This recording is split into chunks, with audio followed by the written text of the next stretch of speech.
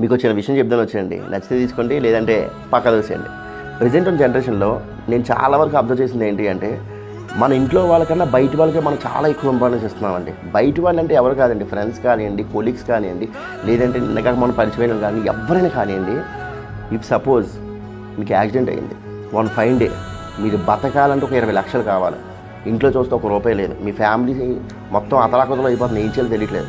ఆ టైంలో మీరు అనుకున్న బయట వాళ్ళు మహా అయితే మీకోసం కష్టపడి ఒక 2 లక్షలు 3 లక్షలు తిప్పి మీకు 5 లక్షలు ఇచ్చారండి. కానీ మీరు బతకాలంటే ఇంకో 15 లక్షలు కావాలి.